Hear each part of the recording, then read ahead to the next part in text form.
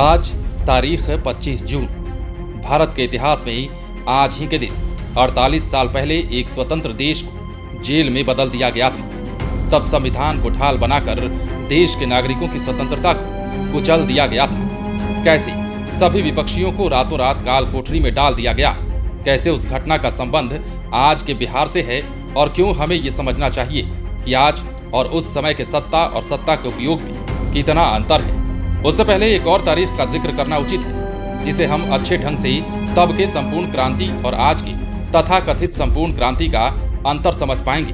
बिहार जो लोकतंत्र और गणराज्य की भूमि है, यहाँ देश के तमाम बड़े दल एकजुट होते हैं और एक बार फिर से नए संपूर्ण क्रांति की बात करते हैं। देश के 15 मुख्य विपक्षी दल एक स्वर में आज के सत्ता दल बीजेपी के उखाड़ फेंकने का दावा करते हैं। सभी का कहना था कि बिहार से ही दूसरी संपूर्ण क्रांति का आगाज होगा और सत्ता का परिवर्तन भी। इसलिए हमें ये जानना जरूरी है कि कैसे बिहार बार बार आपातकाल और क्रांति से जुड़ जाता है। आखिर क्यों जब भी संविधान और लोकतंत्र के काले अध्याय की बात आती है तो बिहार का जिक्र बार बार किया जाता है। 25 जून 1975 दिल्ली का रामलीला मैदान। बिहार के एक वृद्ध नेता जिनका नाम जयप्रकाश नारायण था, जिन्हें हम लोकनायक के नाम से भी जानते हैं, उन्होंने एक सभा की और राष्ट्रकवि दिनकर की कविता सिंहासन खाली करो जनता आती है का नारा दिया।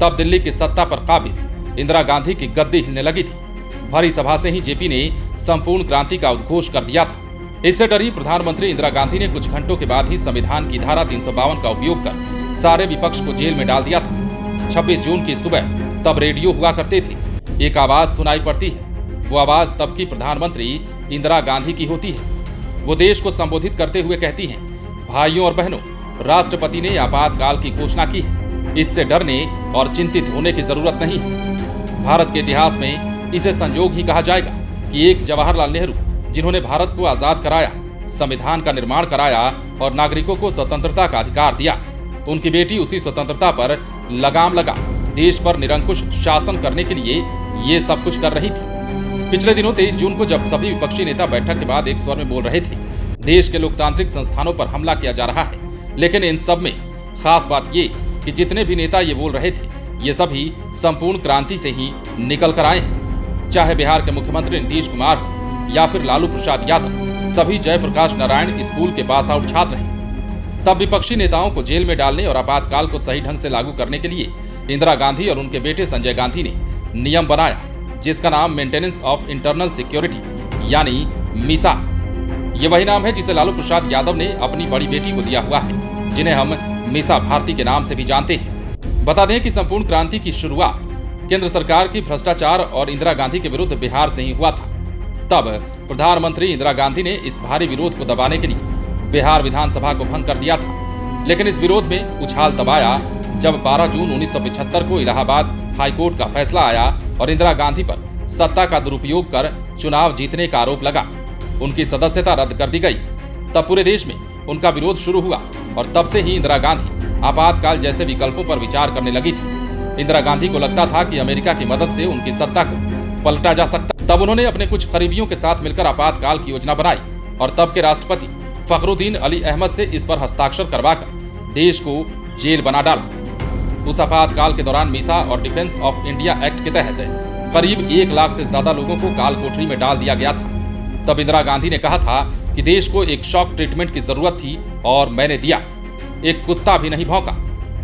25 जून की रात को ही जयप्रकाश नारायण, मोरारजी देसाई, जिन्हें संपूर्ण क्रांति का सचिव बनाया गया था, अटल बिहारी वाजपेयी, लाल कृष्ण आडवाणी, चंद्रशेखर जैसे बड़े बड़े नेताओं को जेल में डाल दिया गया। एंटी इंडिया के नाम पर देश के 26 संगठनों पर बैन लगा दिया गया था। ये दौर 19 जनवरी 1977 तक चलता रहा। आखिरकार 23 जनवरी को लोकसभा चुनावों की घोषणा हुई और आपातकाल का अंत हुआ। आज के बिहार के मुख्यमंत्री नीतीश कुमार उस दौर को याद करते हुए कहते हैं कि तब उन पर इनाम रखा गया था और बाद में उन्हें बंदूक की नोक पर गिरफ्तार किया गया था। इमरजेंसी के बाद ये सभी बड़े नेता बनकर उभरे और आज राजनीति के शिखर पर काबिज हैं। अब वही लोग एक नए तरह का संपूर्ण क्रांति आज के भारतीय जनता पार्टी के सत्ता के खिलाफ